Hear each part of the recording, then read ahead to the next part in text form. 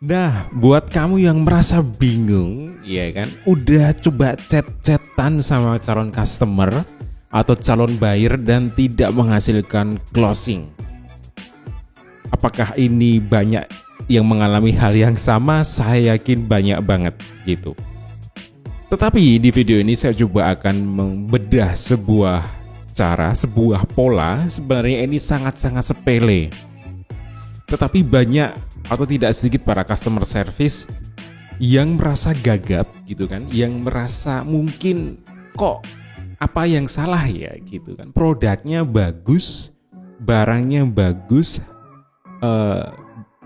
barangnya itu demand-nya banyak yang cari, bahkan produk yang dijual pun lagi ngehits.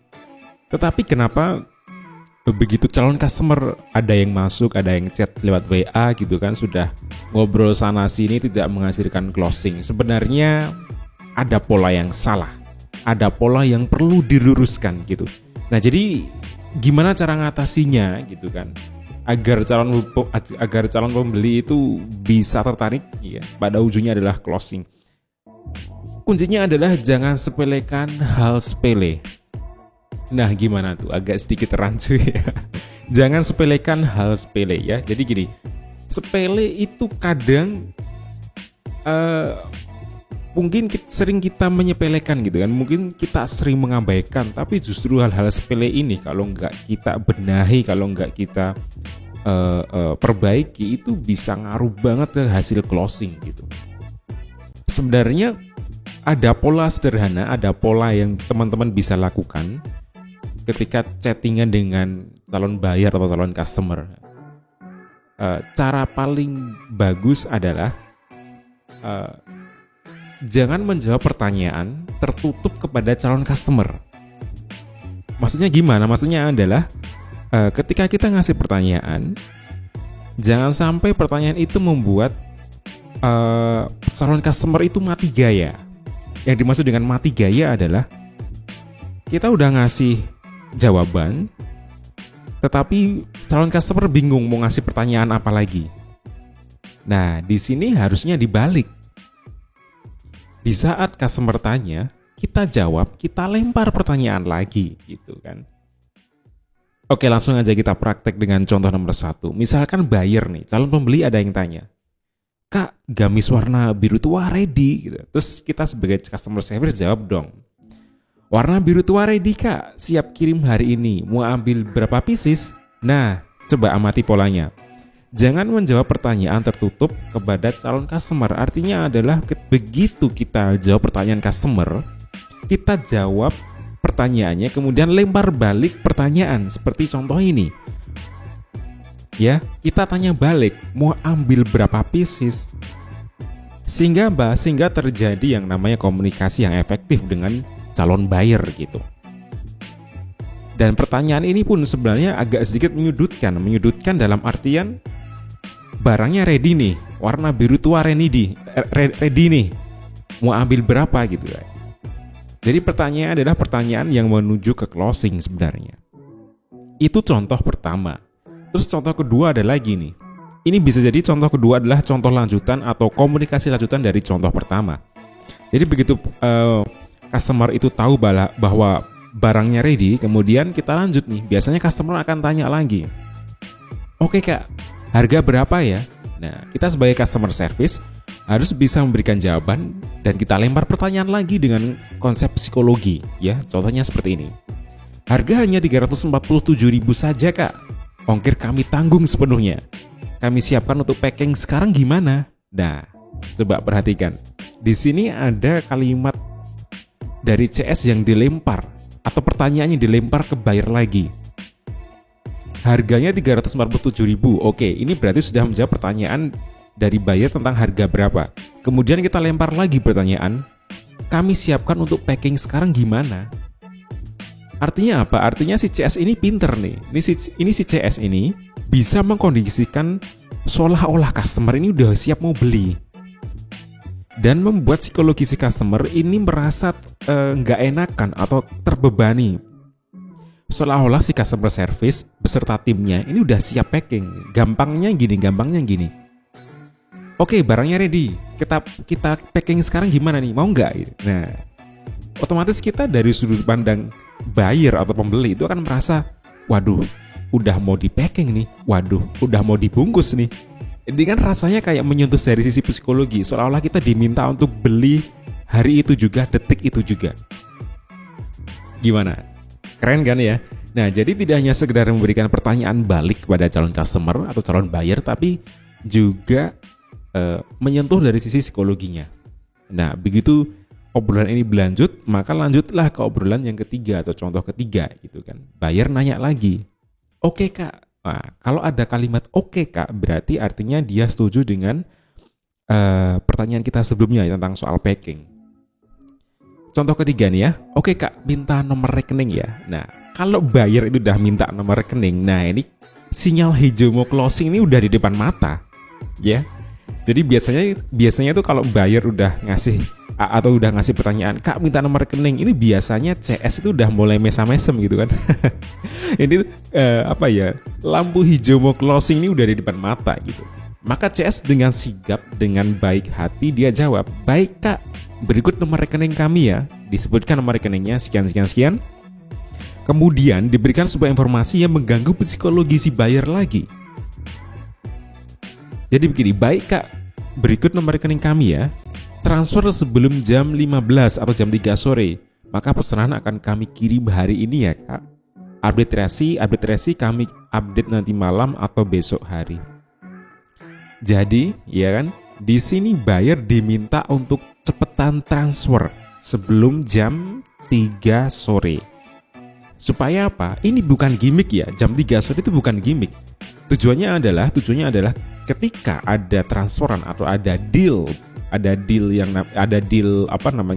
orderan sebelum jam 3 sore, maka tim gudang atau tim packaging atau tim package barang itu punya spare waktu buat mempersiapkan barang-barang mana saja sih yang akan diambil kurir.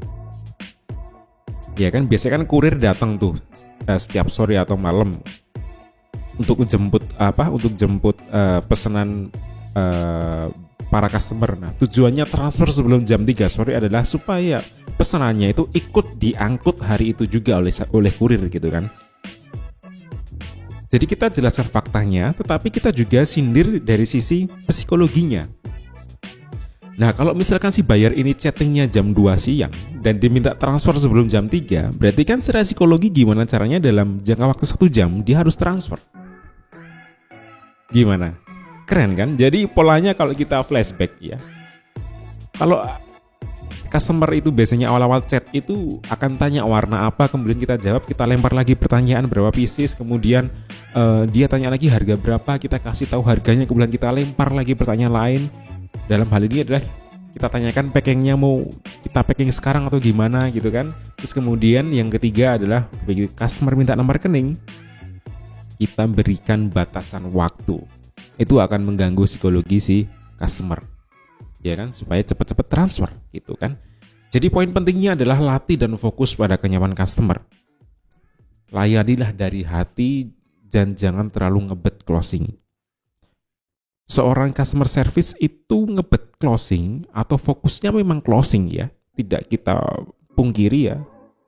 Tidak perlu munafik bahwa seorang customer service itu goal utamanya gimana caranya customer kita ngobrol dengan saya, ketika chatting dengan saya itu tujuannya adalah closing. Tapi jangan sampai bahasa chatnya tuh kayak ngebet. Contoh, kak jadi beli atau enggak? Cepetan nih, transfer sekarang ya mau tak kirim gitu. Itu kan bahasanya ngebet banget gitu kan. Ini justru membuat customer tuh nggak nyaman gitu. Itulah kenapa fokuslah pada kenyamanan customer dan layani sepenuh hati. Goal kita sebagai seorang pebisnis memang goalnya closing, ya kan? Kita butuh menghabiskan stok barang gitu dan mengkonversinya menjadi uang gitu kan, menjadi omset, menjadi income. Tetapi ingat, kita tuh ngobrol dengan orang gitu kan. Kita tuh ngobrol dengan orang yang dia punya rasa dan punya hati gitu. Jadi ya ketika ada orang chat ya pastikan perkenalan diri dulu gitu kan. Halo kak, dengan Nana di sini, ada yang bisa saya bantu? Itu kan bisa perkenalan. Terus begitu dia ngasih pertanyaan, kita berikan pertanyaan lagi, kita berikan pertanyaan ulang, kita lempar pertanyaan lagi. Terus poin berikutnya bisa kita kasih yang namanya scarcity. Scarcity itu seperti kelangkaan gitu. Misalkan Kak, gamis warna hijau ready. Oh ready Kak, kebetulan di gudang tinggal 2. Mau ambil sekarang? Nah gitu.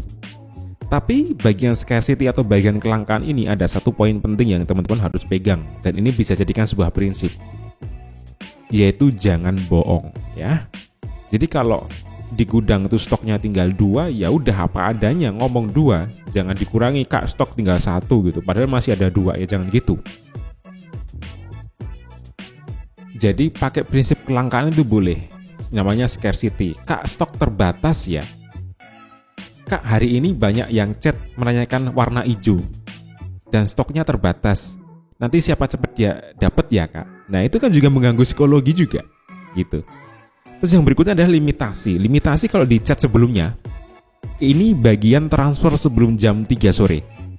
Ya, kalau teman-teman amati, bagian limitasi ini adalah gimana caranya customer itu dilimit waktunya.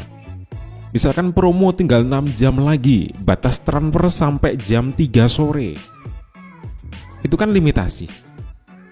Kalau sudah dikasih banyak pertanyaan, dikasih banyak solusi dari kita sebagai customer service ke pihak calon buyer dan ternyata ada sinyal kurang percaya, ya udah tembak aja testimoni. Kan banyak tuh teman-teman yang sudah berhasil closing dan menghasilkan testimoni ya. Dan testimoninya harus real ya. Itu sodorin aja. Misalkan kalau sebelumnya ada yang kepengen gamis warna hijau atau warna biru tua dan ada sinyal-sinyal keraguan dari dari calon buyer untuk beli, ya sudah kasih aja testimoni.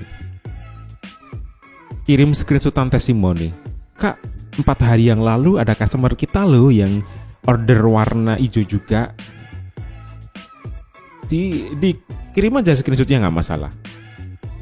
Kalau nggak itu mungkin customer butuh real picture. Kirim aja real picture-nya. Ini loh Kak, real picture-nya gitu. Intinya ketika baru tahap perkenalan, scarcity, limitasi, belum menghasilkan closing, maka jalan terakhir adalah testimoni atau berikan sesuatu hal yang buat dia tuh makin percaya. Karena terkadang tidak sedikit calon buyer yang merasa ini toko online-nya beneran atau enggak ya, dikirim atau enggak ya, tipu-tipu atau enggak ya. Nah itulah kenapa faktor testimoni juga penting sebagai pendorong atau penguat bahwa kita adalah online shop terpercaya. Nah, itulah sebuah cara sederhana bagaimana kita melayani customer dengan baik, ya kan? Melayani calon buyer dengan baik. Dan yang pasti adalah kita harus menikmati prosesnya gitu kan. Dan enjoy. Karena setiap hari mungkin Anda akan banyak sekali chat yang masuk gitu kan. Akan ada banyak sekali buyer-buyer yang pada tanya. Kalau kita nggak punya konsep menikmati prosesnya dan enjoy di sana, kita bisa stres gitu. Apalagi mengingat banyaknya calon buyer ini karakternya berbeda-beda, sifatnya berbeda-beda. Ada yang dikasih pertanyaan kalem, jawabnya ngegas misalkan ya. Nah, kalau kita nggak punya prinsip, saya bekerja untuk ibadah, saya bekerja untuk enjoy menikmati prosesnya, nanti bisa pusing kepala kita. Jadi apapun pekerjaan Anda, terutama pekerjaan customer service yang dihadapkan oleh banyak orang setiap hari, enjoy dan nikmati prosesnya. So, itulah teknik sederhana menggunakan pertanyaan balik supaya teman-teman menghasilkan closing yang maksimal. Kalau teman-teman udah tahu teknik ini, udah tahu prinsip ini, teman-teman bisa sampaikan di komen gimana dampaknya. Atau mungkin teman-teman punya teknik lain yang mungkin jauh lebih powerful dari apa yang saya sampaikan, silahkan kita sharing bareng di kolom komen. Kita belajar bareng ya, kita diskusi bareng. Jangan lupa like and subscribe karena ada kan banyak video-video baru yang kita bahas secara lebih mendalam tentang bisnis online, tentang copywriting, tentang mind hacking, dan tentang dunia digital marketing. See you next time dan sampai jumpa kembali.